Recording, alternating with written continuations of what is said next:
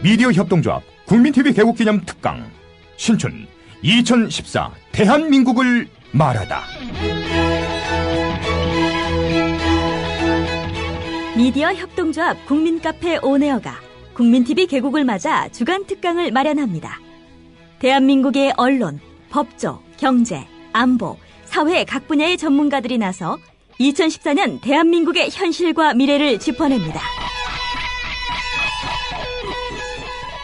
3월 24일 월요일 서화숙 한국일보 선임기자, 3월 25일 화요일 이정열 전 창원지법 부장판사, 3월 26일 수요일 선대인 경제연구소장, 3월 27일 목요일 김종대 디펜스 21 플러스 편집장, 3월 28일 금요일 홍세화, 말가활 발행인이 시대의 화두를 제시합니다.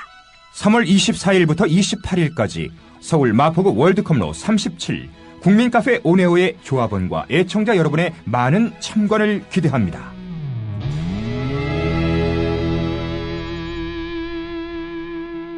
(3월 27일) 목요일까지는 저녁 7시 반, (3월 28일) 금요일 홍세화 발행인 강연만 오후 5시에 시작됩니다.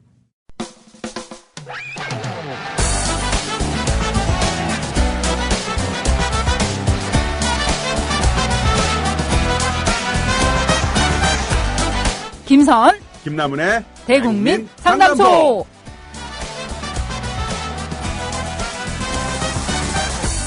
네, 대국민 상담소 오늘도 돌아왔습니다. 네, 그렇습니다. 저는 약 14일간 드디어 독감 때문에 야, 진짜 정말 새 생명 탄생에 버금가는 부활. 예, 정말 그 고통을 느끼다가 이제 부활을 했습니다.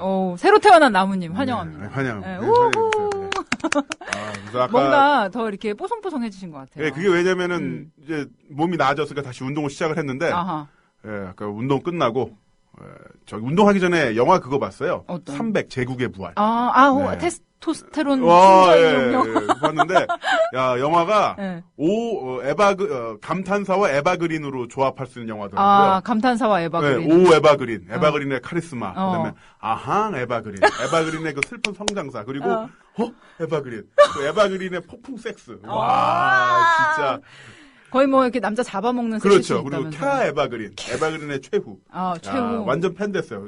남자 주인공은 무슨 헬스 마니아한 케빈 포스트너 같은 사람이 나왔는데 누군지도 모르겠고 기억도 안 나. 에바그린만 나오더라고요. 크세스 이런 거 다 기억 안 나. 다 기억 안 나. 에바그린 최고. 온리 에바그린. 네, 우리 청취자 여러분도 한번 보세요. 영화 진짜 재밌어요. 제목을 근데 왜 300이라고 했을까? 그냥 에바그린이라고 했지. 그러니까 에바그린이라고 해야 돼. 네.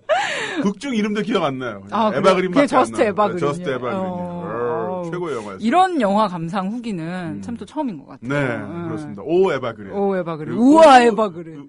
에바그린. 오호 에바그린. 야, 진짜 정말 배가 떠나가라.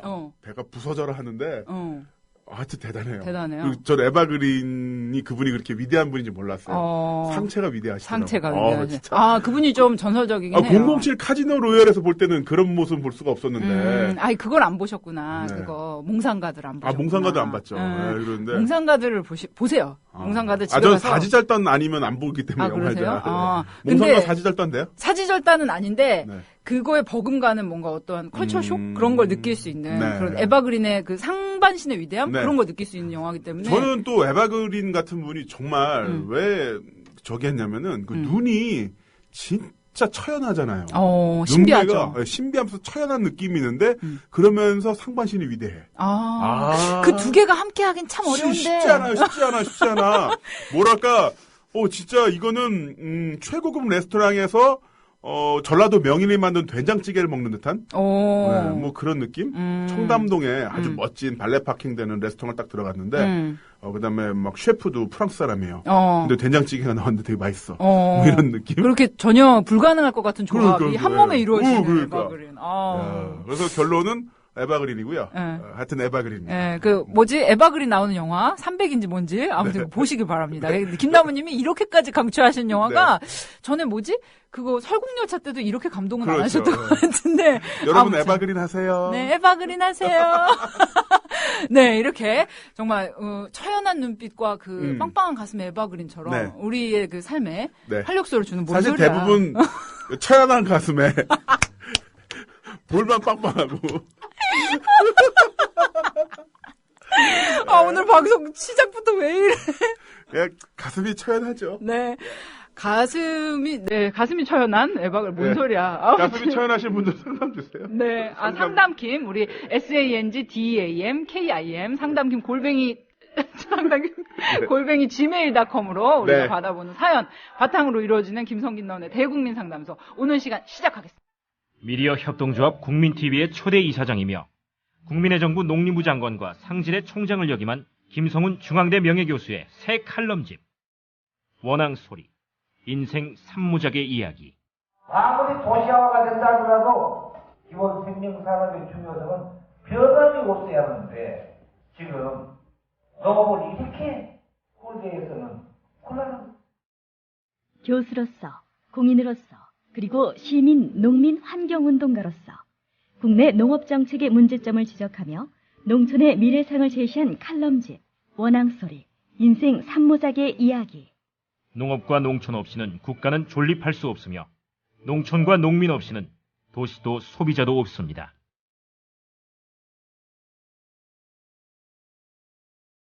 도서출판 따비.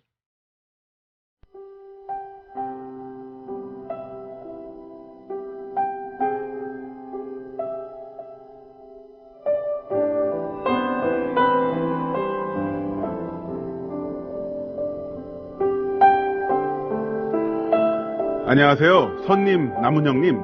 저는 이번에 고3이 된 18살 남학생입니다. 학생도 여기 보내도 되는 거 맞죠? 제 고민을 한번 보내드려 봅니다. 저는 서울에 있는 고등학교에 다니는데 공부는 중간보다는 좀 잘하는 정도입니다. 학교에서 방송반 활동을 했어요. 재미도 있었는데 이제는 고3이니까 공부에만 집중하라고 주위에서 그러더라고요.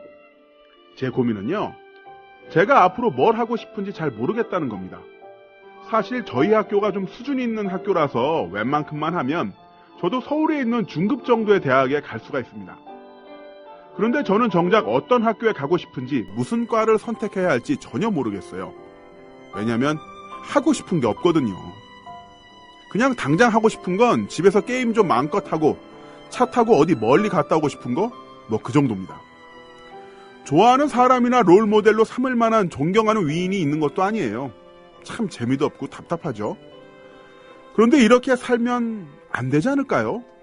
이렇게 아무 주장도 꿈도 없이 가만히 있으면 그냥 부모님이 원하시는 대학, 원하시는 과로 진학해서 또 이렇게 재미없게 살 것 같습니다.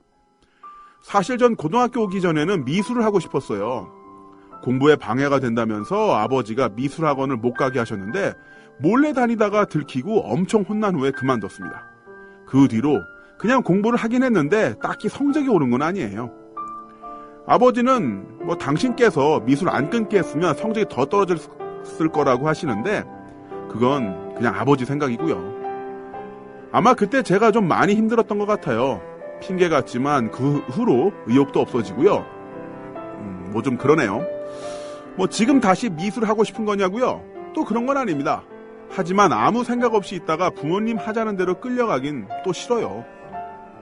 저도 미래 계획을 갖고 싶고 하고 싶은 일이 있어서 열정적으로 도전해보고 싶고 즐겁게 살아보고 싶습니다. 그런데 솔직히 어떻게 해야 할지 잘 모르겠어요. 주변 친구들은 그래도 계획이 있더라고요. 고시를 하겠다는 친구도 있고 건축사업 하시는 아버지 일 배우기 위해 건축과에 가겠다는 친구도 있고 경찰이나 공무원이 되겠다는 애도 있어요. 저는 그런 게 없어요. 학교랑 집만 왔다 갔다 하느라 어떤 자격이나 동기부여를 받을 기회도 없습니다. 나무님, 선님, 저 어떻게 하면 좋을까요?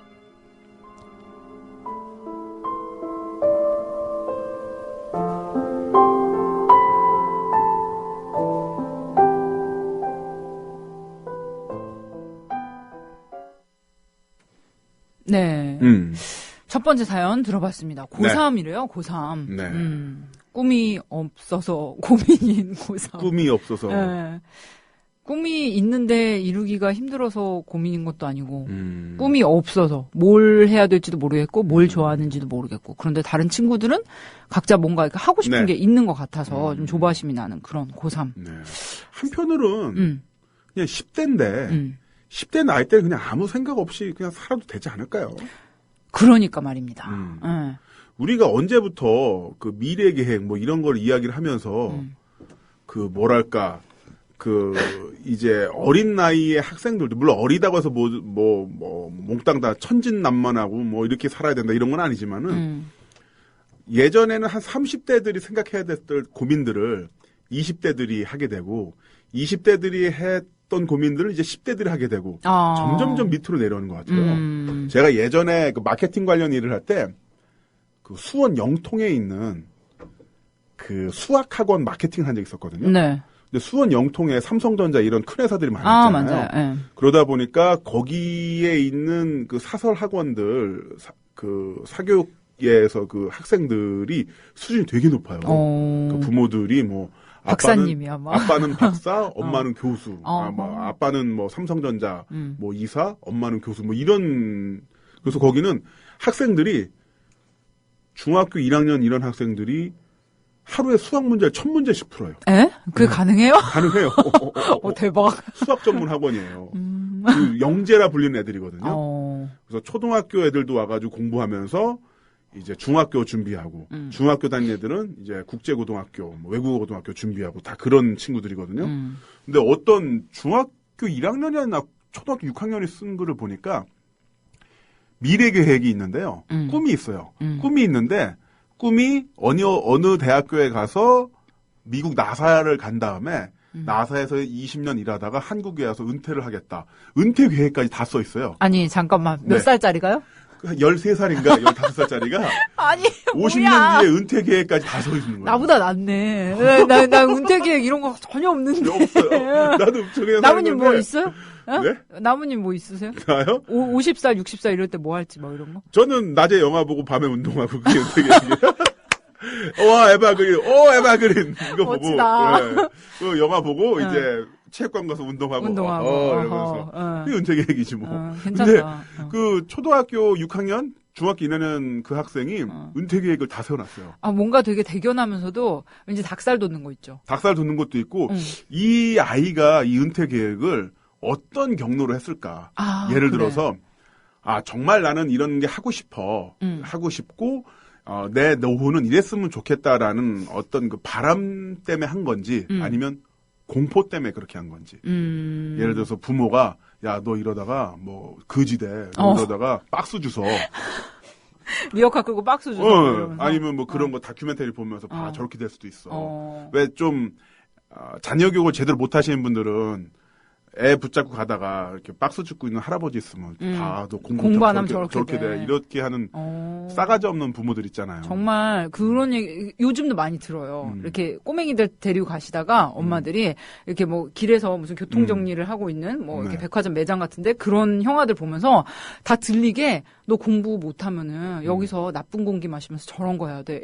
얼마 전에도 그런 얘기 들었는데 아니 너무 멀쩡해 보이는 엄마가 너무 작고 귀여운 아기를 데리면서 그 말을 하는데 속에서 울컥하더라고요. 뭐지 저건?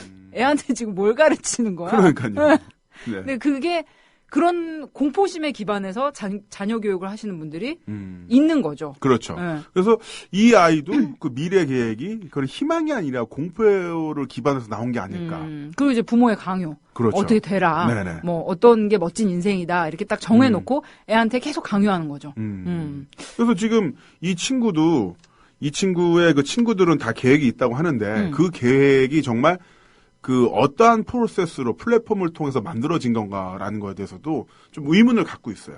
정말로 하고 싶은 일이 그거라고 생각했던 걸까? 본인이 정말 원하는 걸까? 그리고 그 정말 원하는 거를 10대 때 정해서 그러면 앞으로 40년, 50년 더 그렇게 살아야 되는 거예요? 근데 사람 일이 계획은 누구나 뭐 세울 수가 있죠. 그런데 우리가 김선님의 10대 후반의 플랜은 뭐였습니까? 나의 10대 후반의 플랜은 저는 방송국에 들어가고 싶었어요. 방송국에 이렇게 앵커가 되고 싶었어요. 저는 앵커가 되고 싶다는 꿈이 굉장히 오래됐어요.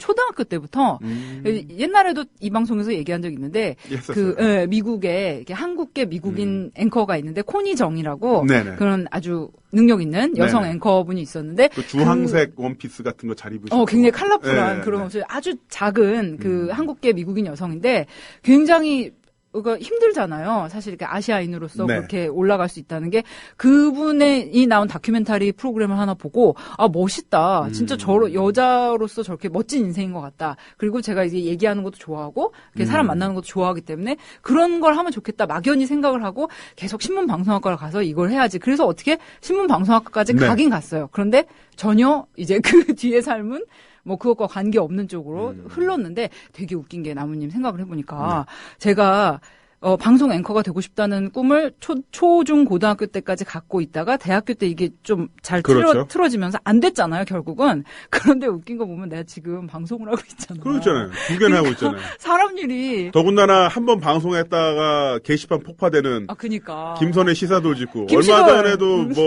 하여튼 거의 격주로 했지만 거의 웬만한 프로그램 5개 분량의 그 트래픽을 만들면서 그니까요. 많이 잡아먹고 있어요. 우리가 네. 트래픽. 그리고 또 이제 마녀 김선. 김선.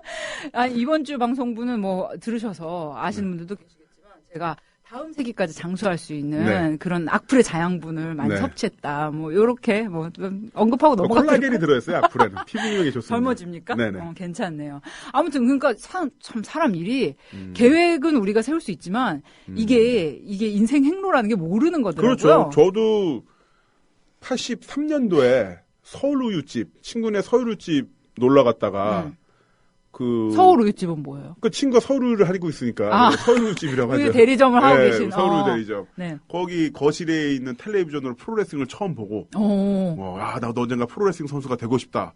꿈을 계속 키우다가 안 됐다가 당연히 직장 다니고 회사 다니다가 딴지일보 들어갔는데 딴지일보 왔다 갔다 하다 보니까 바로 옆에 이왕표 체육관이 있는 거예요. 하필이면.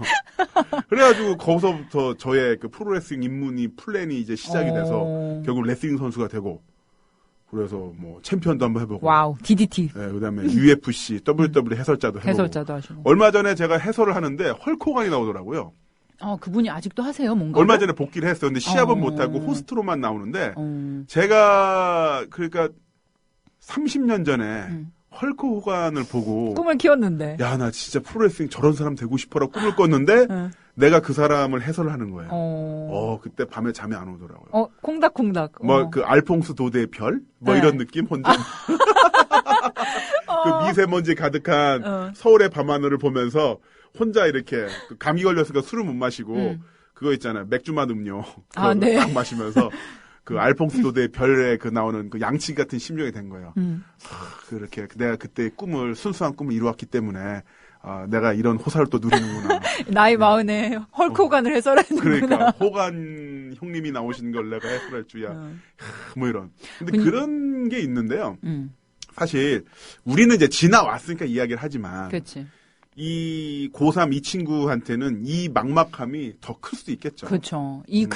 정말 어떠한 비전이 없다. 내 앞에 확고한 것이 아무것도 없고 내가 뭘 원하는지도 모르겠고 그런데 다른 친구들은 뭔가 하나씩 이렇게 어떠한 힌트를 인생에 있어서 힌트를 붙잡고 있는 것 같은 느낌.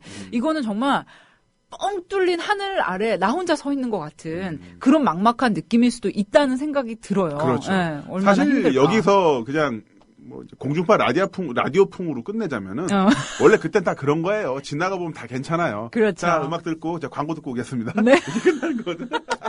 에어로스미스의 드림 온 들으면서. 그렇죠. 네. 드림 온. 맞아. 네.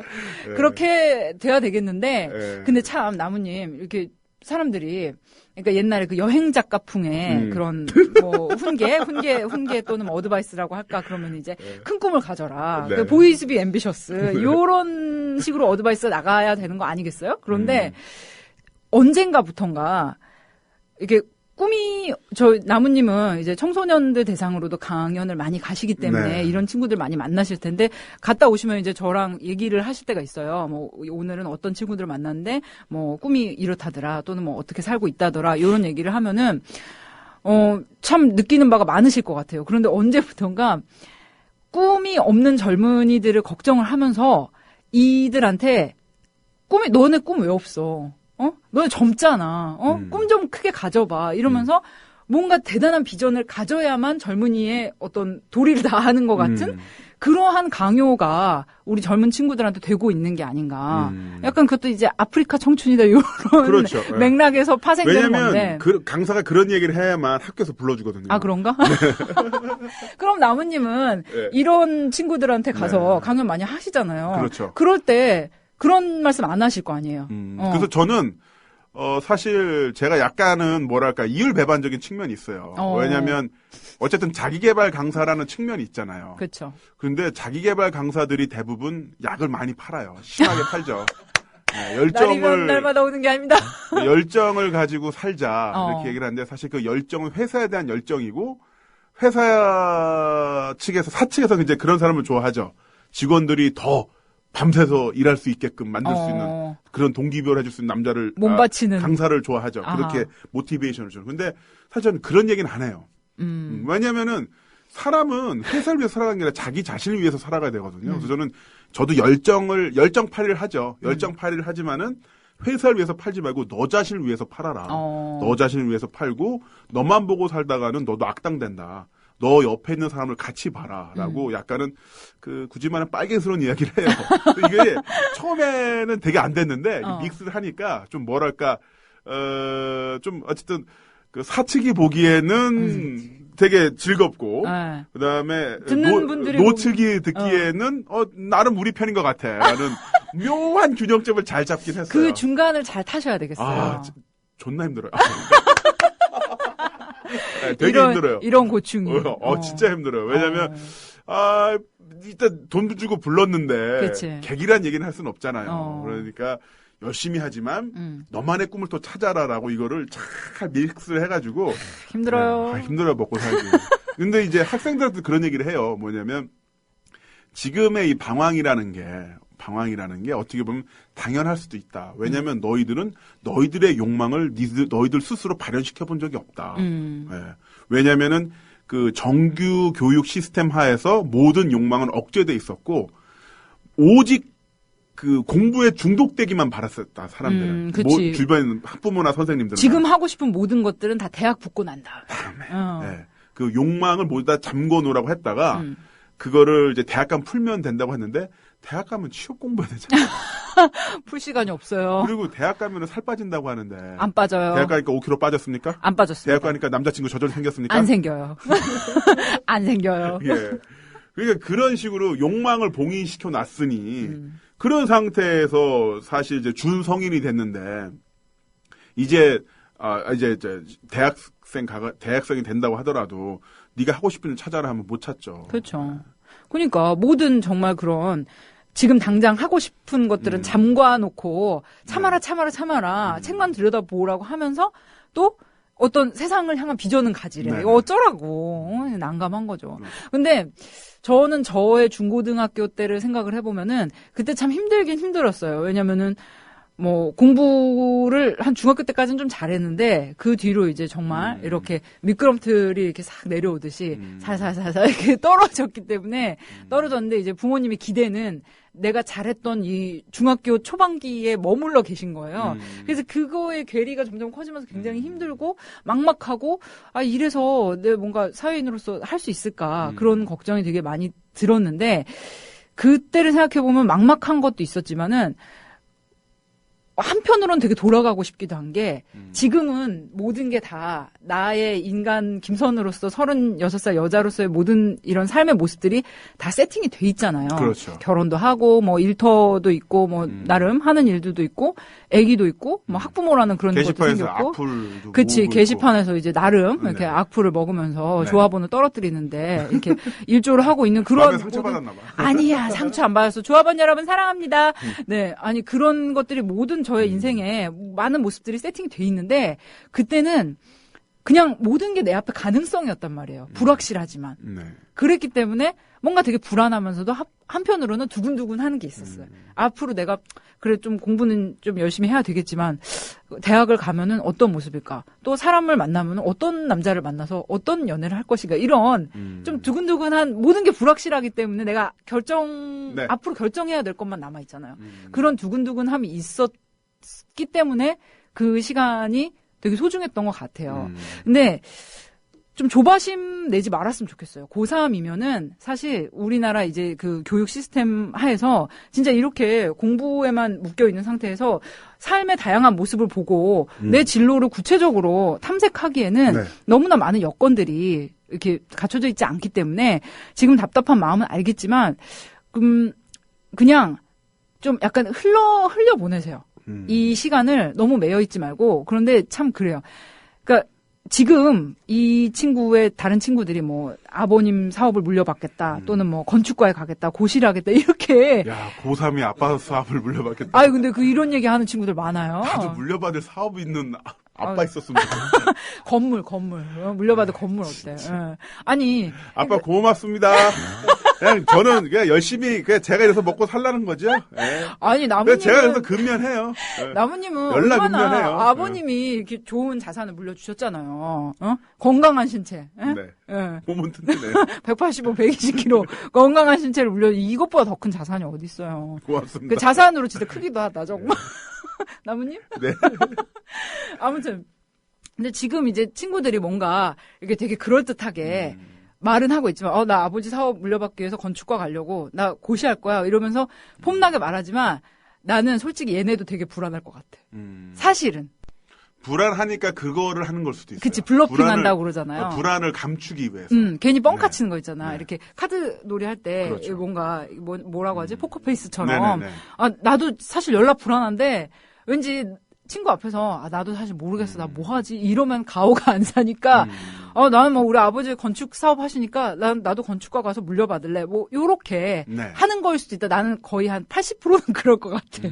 그러니까 너무 조바심 내지 마시고 이 주변의 친구들의 꿈도 이렇게 살펴보시면서 일단 입시 준비는 하세요. 그럼 해야죠. 네, 일단 하는데 그래도 어느 정도 이렇게 성적이 돼야지 자기가 원하는 옵션이 많아지잖아. 그러니까 원하는 뭐 이렇게 건축과를 가고 싶으면 글로 갈 수도 있고 신방과를 가고 싶으면 갈 수도 있고 그렇게 나중에 장래 직업 선택을 위한 여러 가지 옵션을 많이 확보할 수 있으니까 그냥 공부는 하세요. 정 모를 때는 그냥 아빠 가라는 데 가는 것도 나랑 정답이에요. 그치, 부모님이 네. 또 영 또 자식 잘 되라는 얘기를 하지. 부모님은 어쨌든 머릿속에 슈퍼컴퓨터가 모든 전두엽의 뇌세포들이 바로 이제 자식의 성공을 위해서 세팅됐기 그치. 때문에 뭐 딱히 취향에는 안 맞아도 손해는 안 보는 경우가 많이 있어요. 완전 현실적이야? 네, 완전 현실적이야. 옛날에 이정열 판사님 나오셔서 네. 그런 말씀하셨어.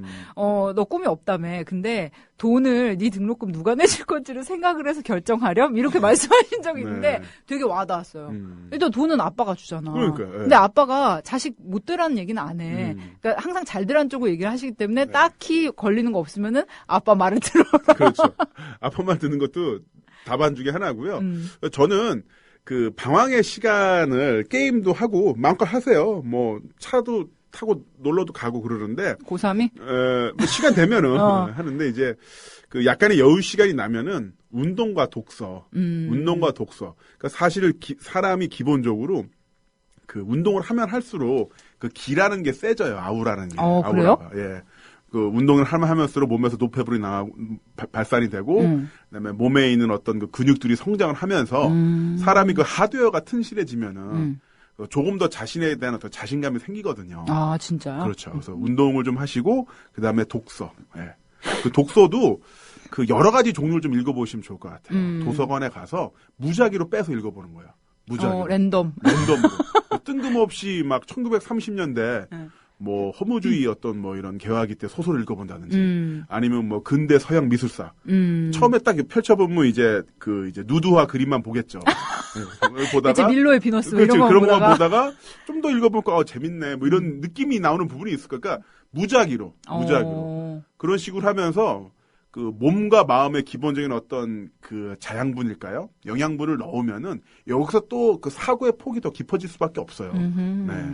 그리고 운동을 하면은 제가 지금 운동 안 한 지가 좀 됐는데 운동을 안 하면 그게 있는 것 같아요. 저는 모르겠어요. 그러니까 하드웨어가 이렇게 강해질 네. 정도로까지는 많이 운동 안 해봤는데 머리가 싹 비워진 느낌 있잖아요. 그렇죠. 좀 네. 그런 게 있는 것 같아요. 저는 네. 그게 되게 좋더라고요. 네. 저도 아까 그 영화 300 제국의 부활 보고 나서 그 영화 보면은 배 밑에서 노예들이 손이 묶인 채로 노를 젓는 게 나오거든요. 그 영화 딱 보고 체육관에 갔는데 오늘 프로그램 중에 노잉이 있어요. 노젓기. 아, 노젓기. 완전 4D 영화야. 힘들었는데 코치가 등을 딱 치면서 좀 더 하세요. 좀 더 하세요. 그런데 그 크세르크세크의 부하들이 노예들 등을 재직을 치면서 그 느낌이 나면서 채찍으로 황제폐하 이러면서 느낌 확 오셨겠네요. 네, 맞아요. 근데 그 시간이 뭐냐면은 육체적으로 힘들다는 거는 정신적으로 딴 생각을 못하게 만들잖아요. 네, 그 시간도 괜찮아요. 그리고 그 시간 동안 몸에 이제 노폐물도 빠져나가고 그 기본적으로 몸에 산소가 많이 들어가다 보니까 혈액순환도 빨라지고 혈액순환이 빨라지면은 뇌세포도 더 활성화가 되죠. 예뻐져요, 혈액순환이. 그럼요. 그래서 그런 모든 그 총체적인 작용들이 몸에 플러스로 작용을 하고 그 상태에서 독서까지 하면은 독서를 하거나 그 내가 주로 안 보던 장르 영화를 또 본다거나 이런 식으로 해서 몸과 머리에 다양한 자극을 주는 활동을 아빠 몰래 하세요. 아빠 몰래? 아빠 몰래. 공부만 하라고 하니까. 공부만 하라고 하니까. 나무님이 운동을 많이 하셔서 예쁘시구나. 제가 좀 원래 귀여워요. 그지, 꽃미남 프로레슬러. 이 말을 꼭 하고 넘어가고 싶었어. 왠지 참을 수가 없었어. 죄송합니다. 네, 아니 정말. 네, 아니 그 운동과 독서 이거는 참 옛날부터 어르신들이 이제 젊은 청년들한테 권하는 이런 거긴 한데. 권하는데 그게 피할 수 없으면 즐겨라 이런 문장처럼 잘못된 용도로 많이 쓰다 보니까 애들이 알러지를 느끼는 거죠. 뭐냐면 피할 수 없으면 즐겨라라는 말을 예를 들어서 직장 상사나 군대에서 고참이 지가 먼저 모범을 보이고 그치. 책임을 지고 부하나 부하 직원들한테 이 고통을 같이 하자고 하면 좋은데 지는 쉬고 야 피할 수 없을까 즐겨 이러면서 어차피 해야 되는 거잖아. 그 고통 그 권력이라는 거 돈을 너무 많이 갖고 있는 사람들이 그렇지 못한 사람들에게 다 떠넘기면서 피할 수 없으니까 즐겨라 이러니까 그 말 들으면 짜증이 나는 건데 그치.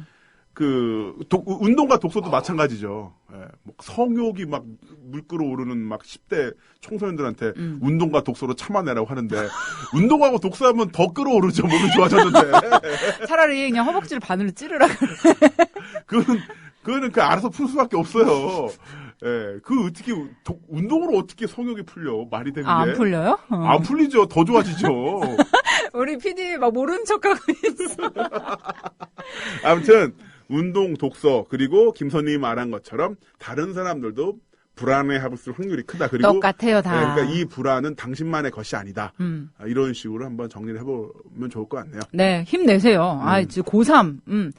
참 여러 가지로 어려운 시기고 뭐 공부에 대한 압박감 있을 텐데 이 본인 앞에 정말 오로지 선택지만 있는 거예요. 네. 앞으로의 선택이 이 고3 학생, 지금 이제 고민남님을 만들어가는 정말 이런 조금씩 이 선택이 쌓여서 이제 자기 자신이 되잖아요. 그런 날들이 많이 있으니까 좀 힘을 내셨으면 좋겠어요. 네, 그리고 뭐 고3 때 약간 엇나가도요. 괜찮아요. 네, 뭐 그냥 약간 수정하는데 시간이 오래서 그렇지.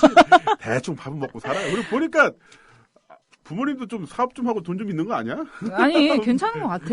공부도 중간 이상이고, 네. 이게 학교가 괜찮아가지고, 그러니까. 공부 좀만 하면 웬만하면. 집도 좀 사는 것 같고, 괜찮아요. 일단 그냥. 바탕이 괜찮아요. 괜찮아요. 너무 걱정하지 마세요. Don't worry. Don't worry. 내가 19살이면은 하고 싶은 게 진짜 많은데. 전 다시 가기 싫어요. 싫어요? 네. 왜? 네. 뭐랄까, 막, 시험도 많이 보고, 뭐, 이런 거. 질풍노도의 네, 시기. 너무 싫어. 하긴, 시험 없는 고3에 대해서 열심히 연애를 하고 싶어, 저는. 교복을 입고. 교복을 입고. 맞다. 진짜, 고3 때 연애를 못해. 연애는 고3 때 하는 게 맛인데. 왜냐면은. 우리 상담해주면서 왜 이래? 지금 고3에 연애하면 저 완전 깜빵 가잖아요. 잠깐만요. 지금 나무님이 고3이랑 연애하면 깜빡 가는데. 깜빡 가죠. 예, 그렇죠. 그거는 불법. 미성년자 약취. 이거는 범죄잖아요. 네. 그러니까 고3 여러분께 말씀드리겠습니다. 지금이 마지막이에요. 지금이야말로 교복 입은 상대와 연애를 할 수가 있어요. 이거 지나면 불법입니다. 그지, 홈쇼핑 라스트 찬스. 깜빡깜빡. 많이 연애하세요. 네, 많이 연애하세요. 네, 우리 뭐래. 고3한테 연애하라 그러고. 아무튼 첫 번째 사연 이렇게 마무리 하도록 하겠습니다.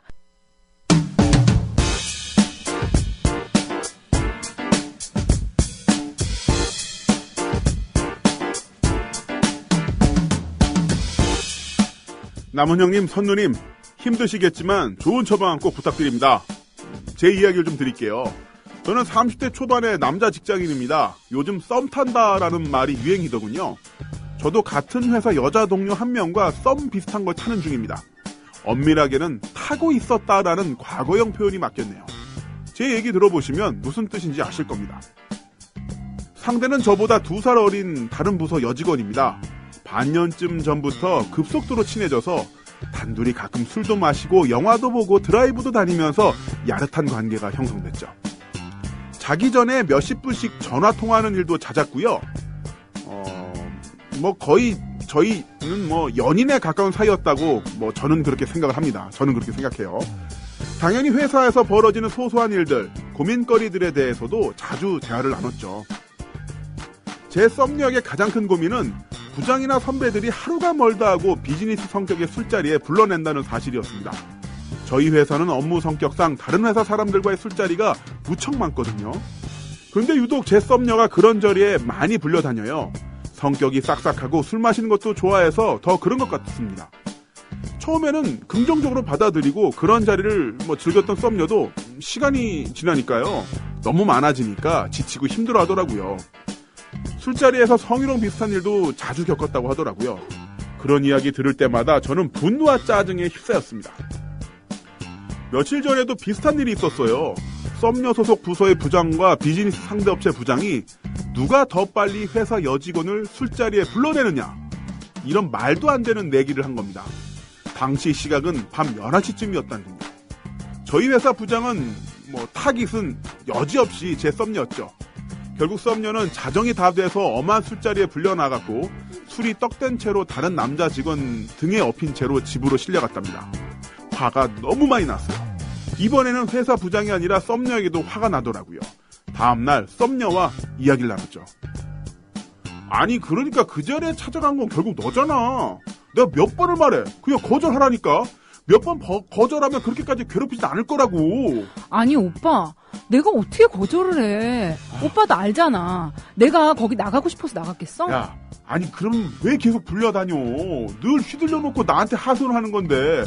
야, 내가 보기에는 너도 문제가 있어. 네가 만만해 보니까 자꾸 그러는 거 아니야. 나 어이없어. 오빠, 지금 말 다 했어? 내가 만만해 보인다고?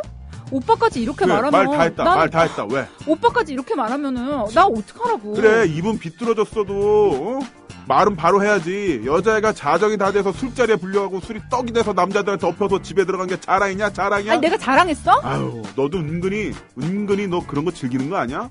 사람은 자기하고 나름이야. 네가 그럴만해 보니까 다들 자꾸 그러는 거 아니야? 그런 생각 안 해봤어?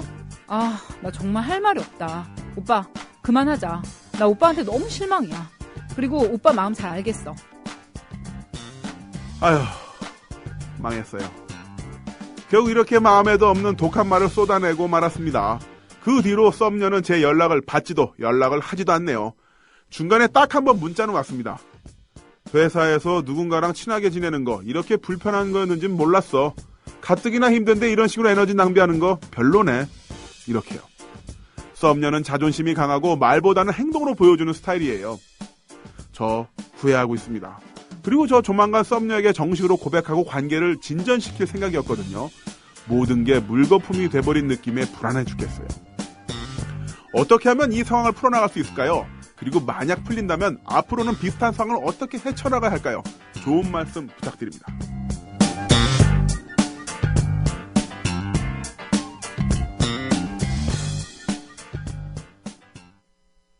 망했어요. 입이 방정해요. 이 연애를 하다 보면 그 싸울 때 이 싸움의 핵심 요소가 다 날아가고 뭐랄까요? 싸움의 핵심 요소. 그 싸움의 핵심, 그러니까 원래 주제였던 거죠. 그렇죠. 예를 들어서 술 먹고 늦게 온다든지, 아니면은 갑자기 연락이 일주일 동안 두절이 됐었다든지.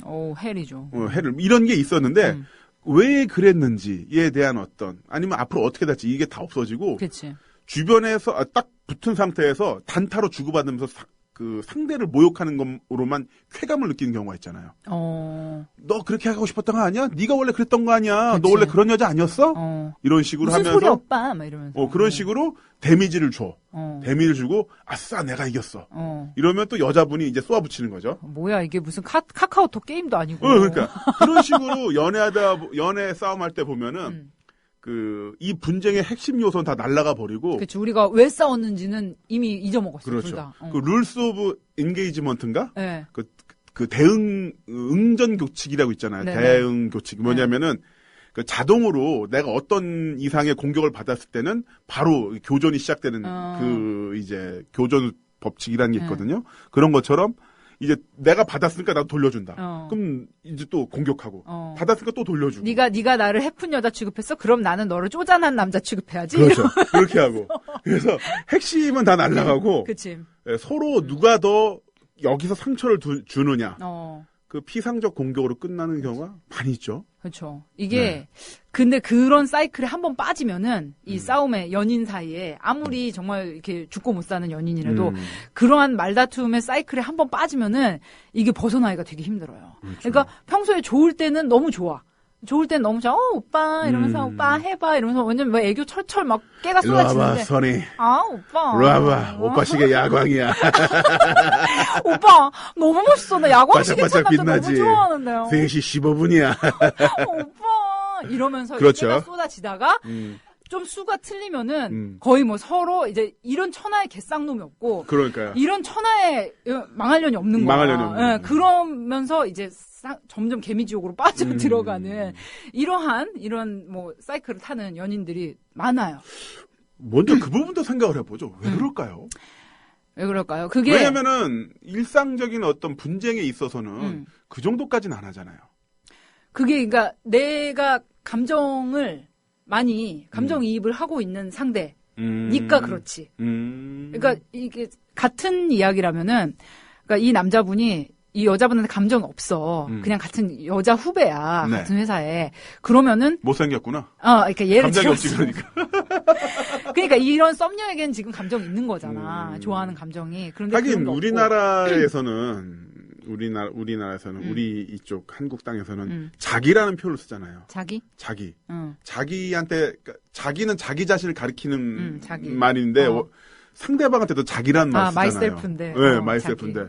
아마 전 세계에서 유일할 거예요. 이상하다 그러고 보니까. 그렇죠. 네. 저도 자주 그러거든요. 이렇게 친한 사람한테 자기야 뭐 이러는데 자기는 내가 자기잖아. 그렇죠. 근데 왜 근데 그게 뭐냐면은 이미 이제 정서적으로 우리는 동일체다. 인격적으로 동일체다. 그러니까 당신은 내 편을 들어줄 거라고 생각했는데 내가 왜 이렇게 화났는지 나의 또 다른 자기, 나의 또 다른 마이셀프는 당신은 이해해줄 거라 생각했는데 전혀 이해를 못 해준다고 생각하니고 그것도 화를 내니까 더 이게 감정적으로 상한 게 아닐까. 그러니까, 자기란 용어를 쓰니까. 맞아. 그런 것 같고 이 연인이 되면은 사람들이 굉장히 오해하고 있는 것 중에 하나가 그러니까 연인이 되면은 무조건 이렇게 정서적인 이런 거리가 그냥 없다고 생각을 해버리는 거. 할리퀸 소설이네. 아예 그냥 우리는 너는 너 나는 나 완전히 네. 이렇게 그냥 내가 이렇게 힘든데 넌 당연히 내 편 들으면서 공감을 해줘야지. 그리고 또 그런 거. 내가 이렇게 얘기를 안 해도 너는 알아주겠지 하는 요런 말도 안 되는 안심들을 하세요. 그러니까 연인이라는 거를 확정을 짓거나 뭔가 이렇게 썸남 썸녀가 그렇죠. 우리는 그냥 연인이다 약간 그렇게 합의가 되잖아요. 그냥 은연중에. 그러면은 그냥 당연하게 서로의 모든 것을 이해해야 된다는 그런 말도 안 되는 이런 착각, 그 정서적인 이런 그렇죠. 경계를 완전히 풀어버리는. 근데 그런 게 있기 때문에 해외 여행지에서 남녀가 큰 소리로 길거리에 싸우는 건 우리나라 사람이 거의 유일하다면서요. 아, 그래요? 네. 아, 그래요? 우리나라 사람이 유일하대? 네. 창피하다. 창피한다기보다도 그만큼 연인 관계에 대한 어떤 정의가 좀 다르지 않을까. 그치. 너는 너, 나는 나 이런 게, 그러니까 냉정하게 그러자는 게 아니라 너무 내 모든 것을 다 몰아일체. 오케이 해주기를 바라는데 사실 사람 그럴 수가 없잖아요. 그리고 이거는 보니까 이렇게 감정적이 될 수밖에 없는 거는 지금 우리가 얘기한 것처럼 이런 감정적으로 너무 이게 동일시되는 그런 서로의 기대가 있는 거지. 네. 내가 이렇게 말하면 알아먹어야지. 또는 오빠 내가 이렇게 말하면 나의 편을 들어서 완전히 이해를 해줘야지. 그런데 거기다가 이제 플러스 더해서 뭐가 문제가 있냐면은 대화의 기술적인 면이 떨어져요. 많은 사람들이. 그러니까 원만하게 상대의 감정을 배려해서 대화할 줄을 모르는 경우. 그런 경우에는 더 이제 상황이 악화되는 거죠. 그렇죠. 대화를 하면서 팩트와 정보가 오고 가는 게 아니라 그렇지. 감정을 배설하다 끝나는.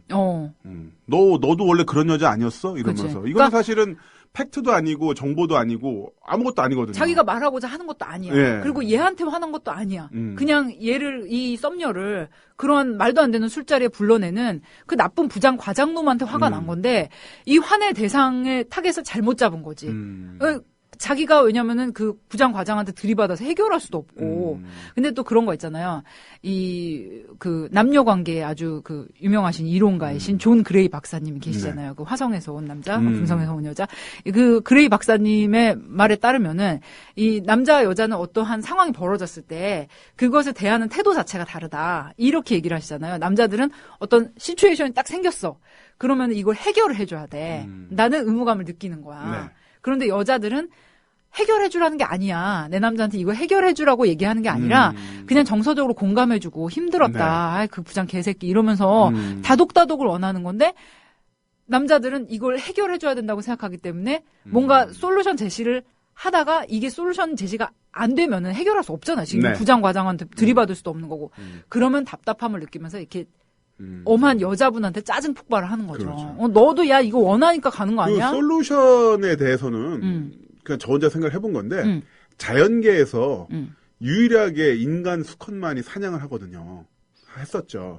왜냐면 자연계에서 기본적으로 암컷들이 다 사냥을 하거든요. 아, 그렇네. 사자도 엄마 사자도 저기 그 갈기 날려있는 숫사자는 놀아요. 네. 하는 게 없어요. 그래, 갈기 때문에 사냥 안 돼. 그걸 해도 가끔가다 이제 영역 투쟁 일어났을 때 자기들 수컷들이 싸우는 거고 기본적으로 사냥은 다 엄마 사냥부터 시작해서 육아까지 전부 다 이제 엄마들 그 수컷 암컷들이 다 하거든요. 그렇네. 자연계에서. 근데 오직 인간 수컷만이 사냥을 하죠. 네, 그러다 보니까 사냥이라는 상황은 그 시간에 정해진 시간에 정해진 장소에서 솔루션을 만들어야 되잖아요. 그치, 목적 지향적이죠. 네, 안 그러면 죽어요. 저 맘모스에다가 창을 찍어야 되는 거야. 맘모스는 아닐 것 같고요. 아, 뭐 아닐까? 예. 그 옛날 그림책 같은 거 보면 맘모스 막 그러잖아요. 공룡이랑 사람이 같이 살았나 맘모스는? 예. 하여튼 아무튼.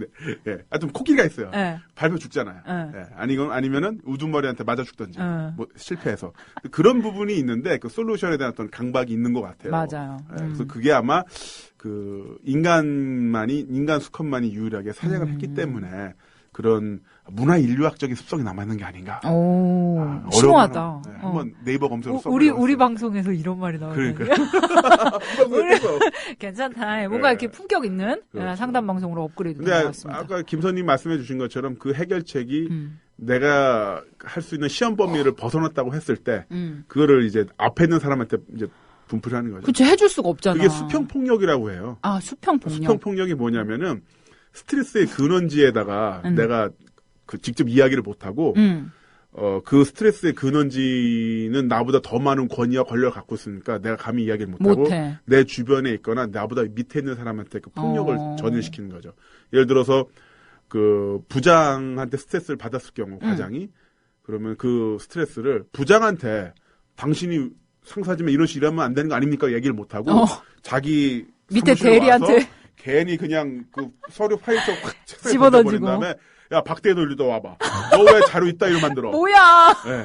그럼 박대리는 부장님한테 이제 과장한테 까였어.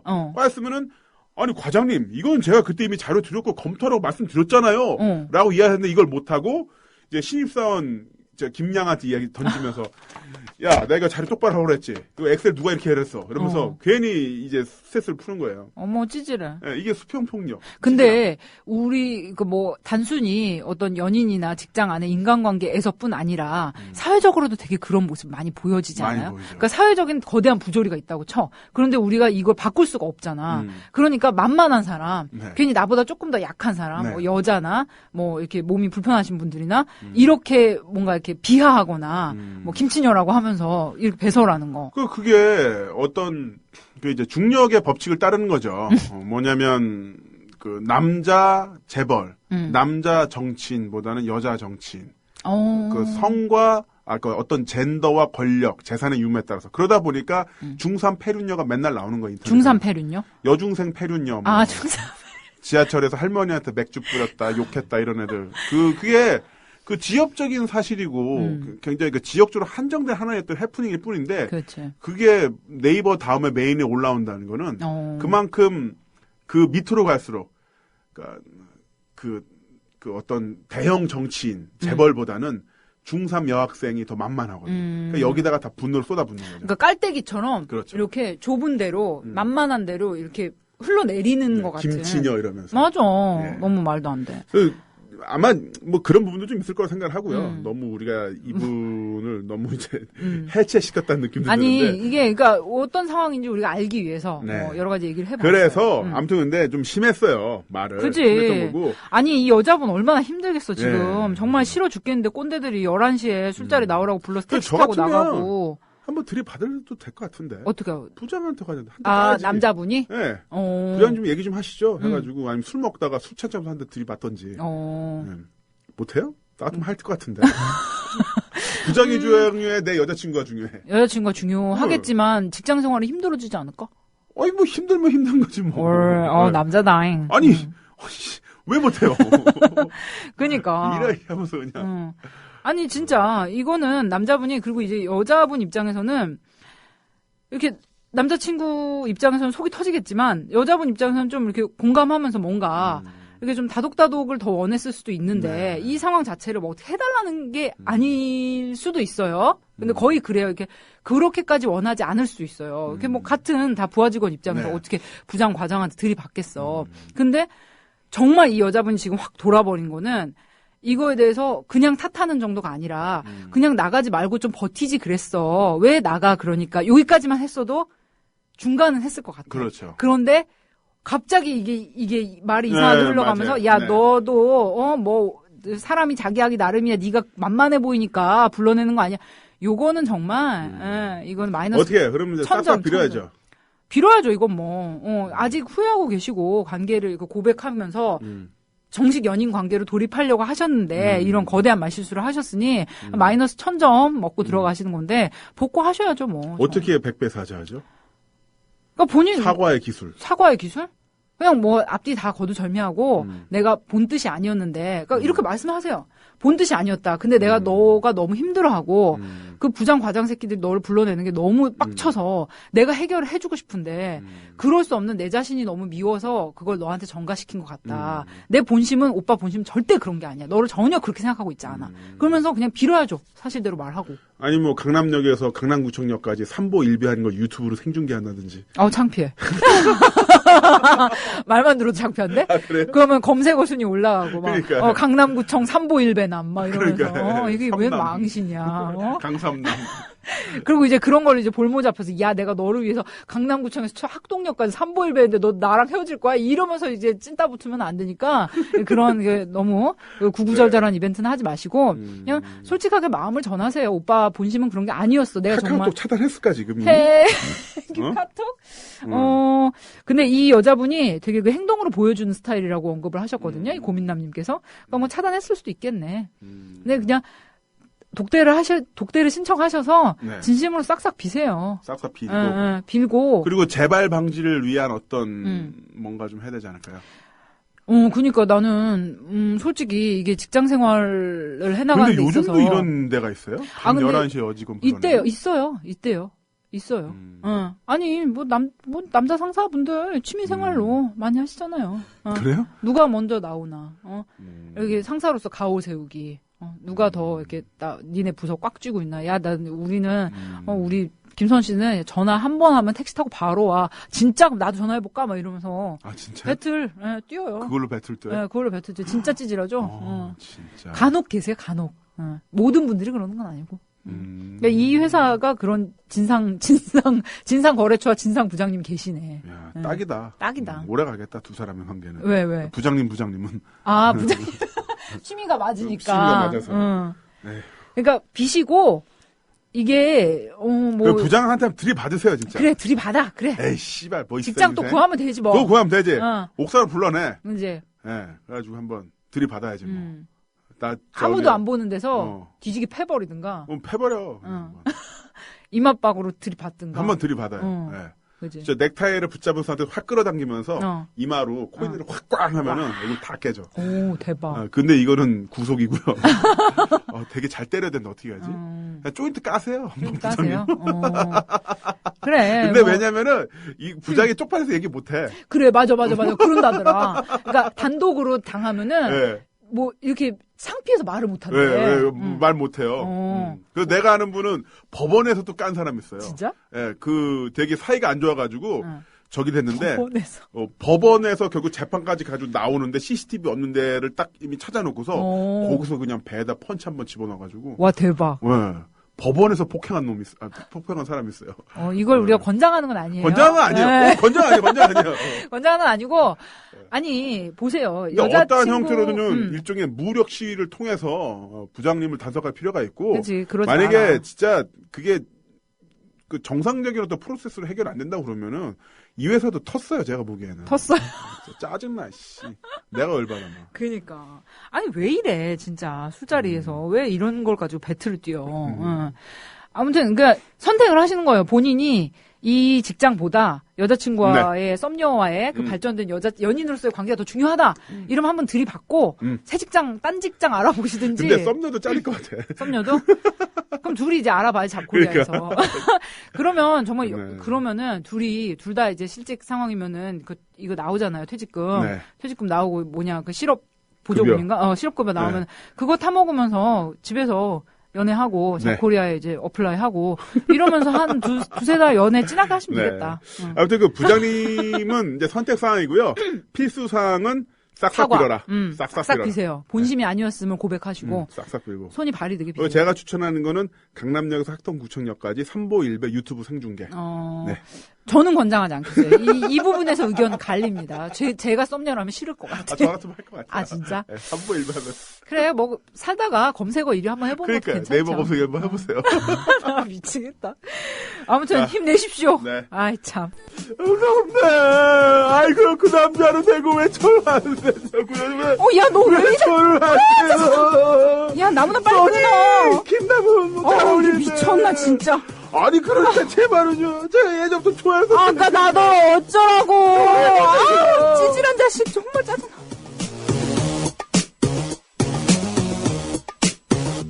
김선, 김나문의 대국민 상담소.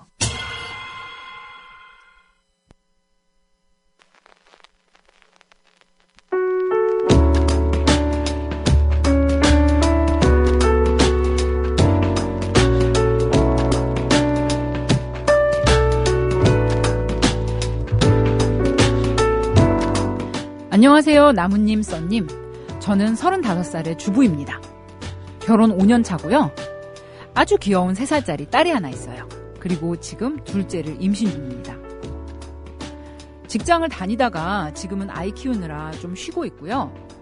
제 고민은 요즘 시어머님 때문에 많이 힘들어서 사연 보내봅니다.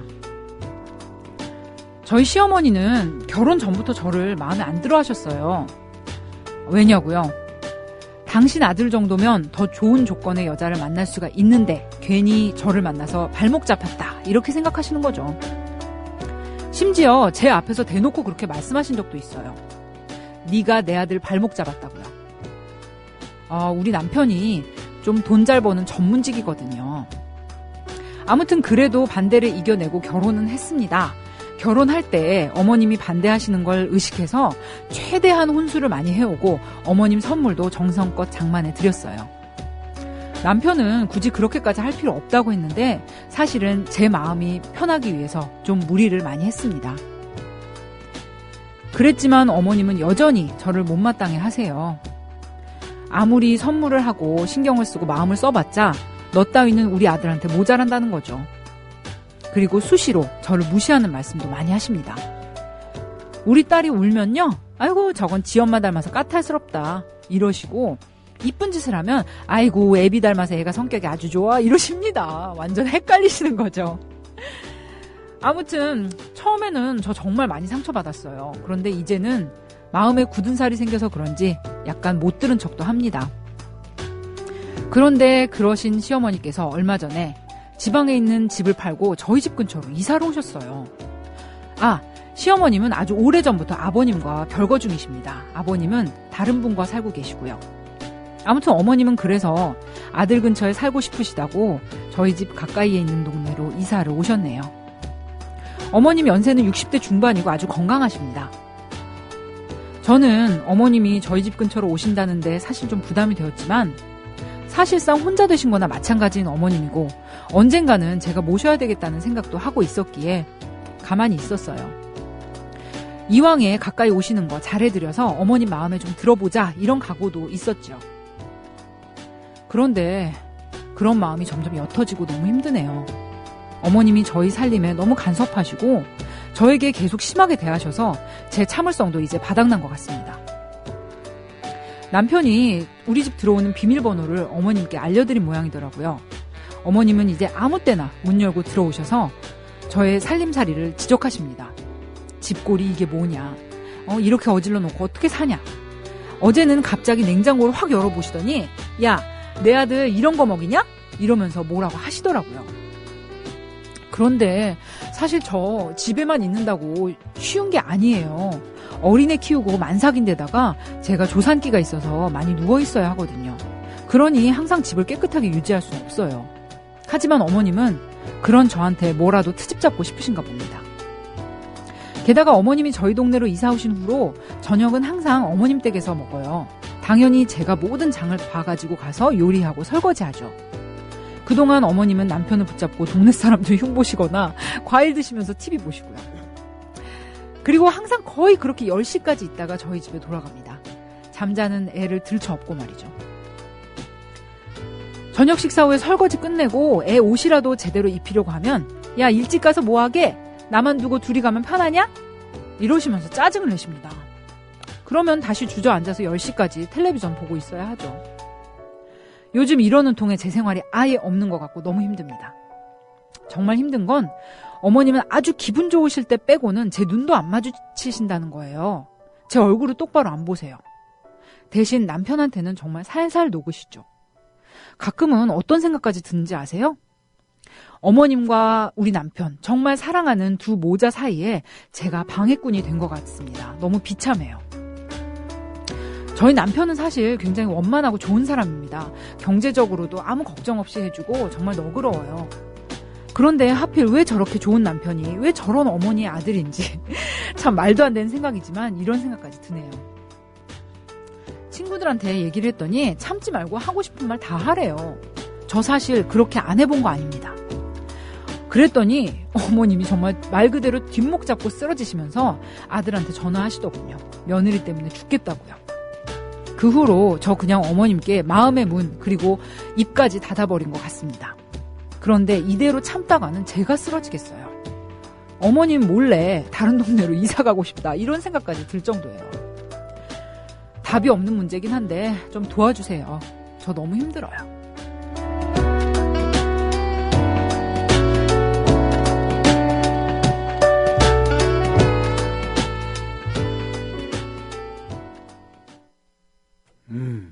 시월드. 오, 시월드. 웰컴 투 헬. 헬게이트 두둥. 이 시월드에 대한 어떤 이야기들을 들어보면은 남자들이 남편이 다 휘발돼 있어요. 휘발. 없어요. 제가 얘기하고 싶은 게 그거예요.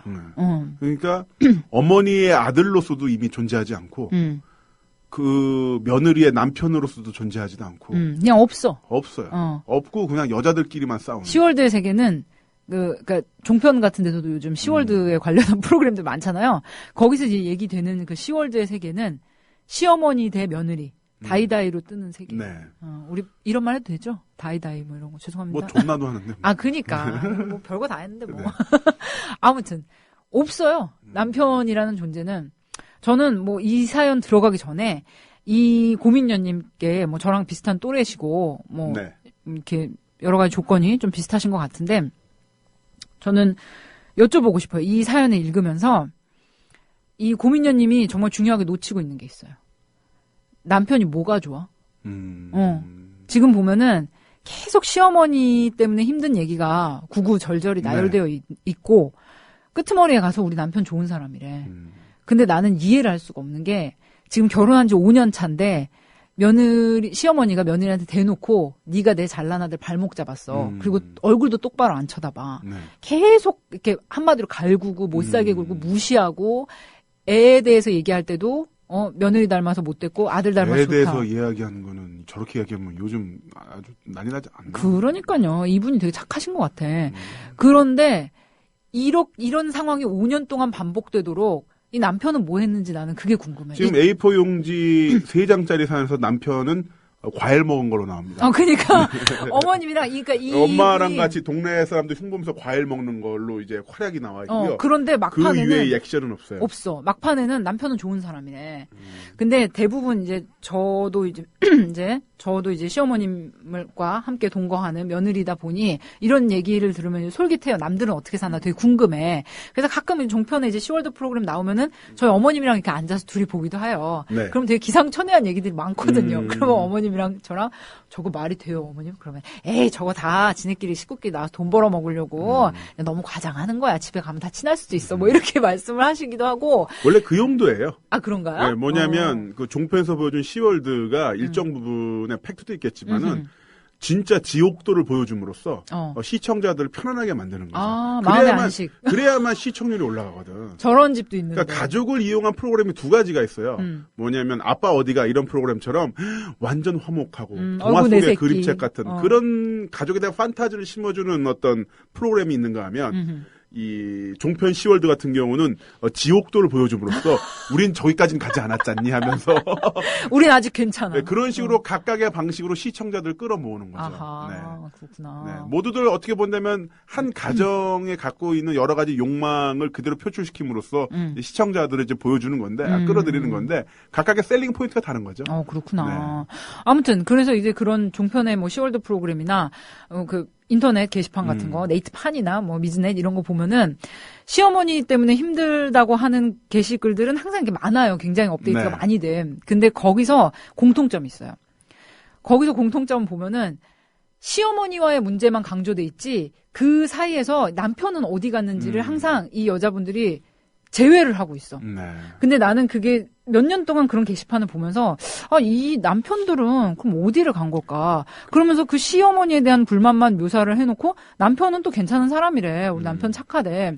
근데 저는 그게 왜 그럴까를 굉장히 생각을 하다가 어떤 결론에 도달했냐면은 여자들이 외면하고 싶은 거야. 왜냐면 이 문제는 시어머니와 며느리가 시어머니를 대적해서 풀 수 없어요. 나이 드신 분은 바꿀 수 없고 서로의 생활 방식 뭐 60년, 70년씩 굳어진 생활 방식이나 사고 방식 바꿀 수 없어. 그리고 절대적으로 며느리가 아랫사람이기 때문에 어떤 뭐 그 어머님이 뭐 힘들게 하시는 게다가 문제를 건강도 하시대요. 그지 기피할 수는 있어도 60대 중반인데 건강하시대요. 그지 30년 더 사실 텐데. 요즘은 무조건 90세예요. 어머님들 다 이제 건강하시고 오래 사시기 때문에 아무튼 그러니까 이걸 기피할 수는 있지만 시어머니의 문제를 이 며느리가 뭐 모든 조건의 아랫사람 입장으로서 해결할 수 없어요. 그러니까 결국은 남편이 나서서 어떠한 역할을 중재자 역할이라든지 중재자가 아니면은 적당히 좀 차단막 역할이라도 해줘야 되는데 그거를 남편들이 안 하고 있어요. 그런데 그렇게 시어머니 때문에 힘든데 남편까지 그 역할을 안 해주고 있다라는 거를 인정하면은 갈 데가 없는 거야. 이 여자분들이 정서적으로. 그러면 정말 힘들어 버리는 거야. 그러니까 남편은 계속 착한 남자로만 만들어. 그러니까 남편은 그 글 속에서도 뭔가 시어머니를 고발하는 것 같고 내 힘든 삶을 토로하는 그 와중에도 남편은 착한 사람이라고 믿고 싶은 거야. 믿고 싶은 것도 있고 남편이 착하다는 것도 어떻게 본다면은 아무것도 하지 않고 있기 때문에 착해 보일 수 있는 거죠. 그렇지. 네. 실제로 여기서 어떤 액션을 한다면은 액션을 함으로써 예를 들어서 시어머니 편에 붙을 수도 있고, 네. 아니면은 여기서 오고 가면서 오히려 문제를 만들 수도 있고. 그런 경우 더 많아요. 더 많죠. 그런 상황에서 결국 남편은 착하지 않았다는 사람이 나올 수도 있는 건데, 아니면 착하지만 무능하거나. 그렇지. 아니면 일을 더 뭔가 수습해 주려고 하다가 일만 키우거나. 그러니까 일종의 뭐냐면은 복권인 거죠. 긁지 않은 복권. 근데 복권을 긁으면 깡일 확률이 크잖아요. 99%. 네, 만약에 복권을 긁는데 다 1등이야. 그럼 이게 복권이 아니죠. 그치. 복권은 대부분 긁으면 꽝입니다. 그러니까 안 긁고 있는 거죠. 왜냐면은 내가 이거 긁었다가 꽝인 거 알면 남편이 뽀록구다 이런 그렇지. 그렇기 때문에 이 여자분들이 이 주부님들이 남편을 이 문제에 끌어들이지 않고 좀 회피시키고 있는 거. 자기도 그냥 잊어버리고 싶어. 결국 확전이다. 네, 확전을 방지하기 위해서도 있고 괜히 말했다가 더 상처받을 수 있기 때문에 그냥 남편은 좋은 사람, 그냥 바빠서 시어머니 문제에 관여해줄 수 없는, 카바쳐줄 수 없는 사람 하면서 그냥 이렇게 밀어두고 시작하는 거죠. 근데 이거는 이렇게 해서는 어떤 것도 해결이 안 될 것 같아요. 그렇죠. 네. 그러면 결국 남편분을 끌어들여와야 되는 건가요? 남편분을 끌어들인다기보다는 이 힘든 문제를 남편도 알고 있어야죠. 알고 있는데 이제 정말 중간에서 역할이, 사실 중간 역할이라는 게 방금 말씀하셨다시피 어떤 문제를 해결하기보다는 좀 악화시키기가 쉬워요. 이게 대부분 남자들이 다 악화죠. 그렇죠. 네. 남녀의 이 커뮤니케이션, 이 방식의 차이. 선이한테 그렇게 한 거야? 나 몰랐어. 아니, 우리 선이, 애 낳고 조상기 있어가지고 이렇게 집안일 못하는데, 엄마 왜 그렇게 얘기해, 이렇게 이제 난리 나는 거지. 그렇죠. 그러면 이제 너 죽고 나 죽자는 거지. 네. 이거는, 이 고민녀님 말대로 남편이 원만하고 좋은 사람이라면은 5년 동안 아내가 자기 엄마한테 이런 무시와 핍박을 당하도록 내버려 두지 않았을 거예요. 이거는 뭔가 문제가 있어요. 이거는 시어머니와 님의 문제가 아니라 남편과 님의 문제인 거예요. 어떻게 보면은. 네. 그러니까 앵글을 달리해서 보면 문제의 지점은 바로 남편과의 문제다. 그렇죠. 왜 이걸 방관해? 남편은 5년 동안 자기 엄마가 자기 와이프의 눈도 제대로 안 쳐다보고 그렇게 타박을 주고 무시하고 이런 거를 과연 모를까? 텐데. 그지. 모를 리가 없을 텐데. 그렇죠. 모른다면 딴 살림 차리고 있는 거지. 그렇죠. 아니면 눈과 귀를 막고 산다거나. 뭐야, 귀머거리 3년, 벙어리 3년도 아니고. 그걸 왜 남편이에요? 그러니까 내 말이. 그러니까 그리고 게다가 지금 이 고민녀님의 남편은 어머님이 원만하지 못한 결혼 생활, 그러니까 아버님과 이제 오랫동안 별거하시고 원만치 못해요. 그 사실상 혼자 되신 거나 마찬가지는 어머님의 대리 남편으로서 잡혀 있는 상태예요. 정서적으로나 몰로나 독립되지 않았어 아직. 그렇기 때문에 엄마의 그런 전횡, 자기 식구잖아요. 내가 데려온 내 사람이잖아. 내 사람을 무시하고 이런 것도 그냥 묵인하고. 네. 모든 이런 어머님에 대한 케어를 아내에게만 맡기고, 아내가 배부른 몸으로 설거지하고 밥하고 있을 때 엄마 손 붙잡고 과일 먹을 수 있는 남편. 저는 이거는 모든 다른 시어머니는 전혀 상관없어요. 어머님들은 그냥 그럴 수 있어요. 왜냐하면 내 새끼가 이쁘니까. 어머니는 원래 그럴 수 있다. 어머님은 그럴 수 있어요. 그리고 애기한테 역시 우리 아들 닮아서 착하다, 며느리 닮아서 못됐다, 이렇게 말씀하시는 거 그냥 기본적인 마음이 그냥 다 그래요. 인간의 마음이. 근데 그렇게 많은 시부모님들, 친정 부모님들, 처가 부모님들이 그렇게 말씀 안 하시는 건 어른이기 때문에 내가 이렇게 말하면 안 되지 하고 자제하시기 때문에 그런 거지, 속으로는 우리 손자가 이쁜 짓 하면 역시, 내 딸이 낳은 손자라, 이렇게 착해. 이런 마음 다 있어요. 그러니까 그 시어머니 말씀은 그냥 무시하셔도 돼요. 일일이 스트레스를 애써 받지 마세요. 네. 인정받으려고 너무 과다하게 노력하세요, 지금 보면은. 근데 그러시지 마세요. 근데 남편과의 문제예요, 이거는. 그러니까 삶의 어떤 긴장 수준을 좀 낮추고, 오히려 이 문제에 대해서 남편과 좀 더. 그렇죠. 네. 그 남편이 어머님에 대해서 이 정서적으로 독립하지 못하고 있는 문제, 저는 이게 더 크다고 생각해요. 근데 힘들다. 많이들 그래요. 많이들 그렇잖아. 게다가 이제 어머님이 보기에 저는 엄마랑은 16세 때 이미 독립을 했어요. 엄마가 날 버렸죠. 잘하셨어요. 왜냐면은 16살 때 온갖 하여튼 민법 형법상의 트러블을 일으키면서 넌 내 새끼가 아니다. 하산해라. 네, 하산해라. 괜찮다. 네, 다시 정서적으로 이어지기까지 좀 꽤 많은 시간이 걸렸습니다. 지금은 좀 이렇게. 네, 잘 지내고 있죠. 잘하셨어요. 이게 일찍 독립해야 훌륭한 사람 돼요.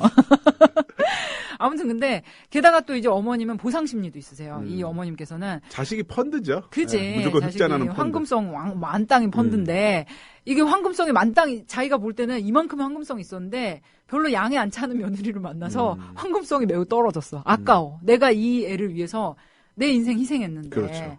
그러니까 이 며느리 미운 거야. 근데 어쩔 수 없어요. 여기 시어머니한테 이쁨 받고 인정받으려는 마음부터 버리시고. 자, 그러면은 일단 시어머니는 그 일종의 그 몸에 있는 그 이제 종양처럼. 종양인데 이제 그 악성은 아니고 이제 양성이에요. 그냥 하여튼 그러니까 잘 관리하면 될 수 있는. 수포 같은 거. 그렇죠. 그런 걸로 생각을 하시고 좀 세게 얘기했네요. 근데 그렇게 생각하시고 결국은 문제의 핵심은 남편과의 관계다. 그렇죠. 예, 남편과 그럼 이런 부분에서 좀 더 많은 이야기를 하면서 그럼요. 남편을 좀 더 뭐랄까요, 이 중재자 역할은 못한다고 하더라도 최소한 이쪽 편으로 올 수 있게끔 좀 더 이 사실을 좀 더 인지시켜주는 게 중요하다. 그렇죠. 물어보세요. 이런 상황에 대해서 알고 있냐. 그리고 나의 느낌, 어머님이 나를 그렇게 대하실 때 내가 어떠한 감정이고 어떻게 힘든지를 그냥 솔직하게 말씀을 하세요. 네. 그러면은 만약에 님 말씀대로 이 고민녀님 말씀대로 원만하고 좋은 남자라면 어떠한 대책을 세워줄 거예요. 어머님 댁에 가는 횟수를 좀 줄인다거나 엄마와 좀 터놓고 얘기해서 엄마 내가 행복하려면 나의 집사람한테 나의 아내한테 엄마가 좀 공정한 대우를 해줘야 돼. 이미 애 낳고 나랑 잘 살고 있는 사람인데 엄마가 그러면 내 마음이 아파요. 이러면서 그럼 어떠한 솔루션을 제시를 할 거예요. 그런데 좋은 사람 아니라면은 뭐 그건 다음번에. 그리고 결국 복권을 긁을 타임이 왔군요. 그죠. 드디어 왔어요. 5년이면은 많이 참으셨습니다. 5년 동안 이 복권을 들고서 긁을까 말까 했는데 이제 드디어 동전을 긁는 거고요. 그렇죠. 긁어서 이제 무궁화가 5개가 나오면은 이제 대박 나는 거고. 그렇죠. 이제 3개 이하다. 그럼 꽝이다. 그렇죠. 드디어 이제 확인해야 된다. 알겠습니다. 네. 좀 말이 얘기가 좀 극단적으로 흐른 것 같지만 어떠한 이런 그러니까 내 원가족이 아닌 인로 관계, 그러니까 뭐 시댁이나 처가나 이런 문제가 있을 때 이러한 문제의 본질은 그 시댁과 처가 사람과 나와의 문제가 아니라 사실은 우리 부부 간의 문제일 수가 있어요. 우리 부부 간의 의사소통 문제를 먼저 해결을 해야지 이걸 극복할 수 있어요. 사실 시어머님이 뭐라고 이렇게 뭐 함부로 말씀하시고 이런 거 약간 상처는 되지만 내 인생에 직접적인 영향 안 줘요. 그러니까 그냥 어머님은 그렇죠. 그냥 그러시겠다. 뭔가 말을 안 듣는다고 해서 아니면 내가 제대로 안 한다고 해서 시어머님이 우리 집에 와서 석유를 뿌리고 불을 지르는 것도 아니고 사람을 써서 뭐 이제 몽둥이 들고 뛰쳐들어오는 것도 아니고. 에이, 너무 극단적이다. 네, 그러니까 그런 거 없잖아요. 그치, 그런 거 아니면 없어. 뭐 차 타이어 빵꾸를 이렇게 열쇠로 한다든지. 그러니까 그 본질적인 문제, 본질적인 관계의 문제에 조금 더 집중을 하시면서 남편이랑 좀 터놓고 얘기를 해보세요. 저는 이 문제의 본질은 남편인 것 같아요. 결국 복권 타임이다. 네, 긁으세요. 긁을 시간 왔어요. 네. 100원짜리 들고 긁으십시오. 은색 패치를. 자, 이렇게 3가지 모든 사연 오늘 다 깔쌈하게. 깔쌈한가? 깔쌈하게 해결했고요. 네. 하여튼 뭐 즐거웠습니다. 네, 즐거웠습니다. 땀나네요. 갑자기 그 10월도 얘기하다 보니까. 김선님도 결국 그런 식으로 해결하신 거죠? 저는 그냥 저희 시어머님과 저희 남편은 그냥 다 세계 최고입니다. 사랑합니다. 네. 제가 왜 이 말씀 드리냐면은 우리 주 청취자분 중에 시댁 식구들이 있다는 거 알고 있기 때문에. 어머님 안녕하세요. 사랑합니다. 네, 어머님 이거 즐겨 들으셔가지고. 네. 어떡해. 우리 어머님한테 인사 한번 하세요, 나무님. 네, 안녕하십니까. 며느님과 같이 일하고 있는 김남훈이라고 합니다. 예. 항상, 그 사석에서도 시어머님 이야기 많이 하고 있습니다. 네, 그렇습니다. 너무 공정하고 너무 페어한 분이라고, 사랑하고 있다고 뭐 그런 말씀 하시더라고요. 그렇습니다.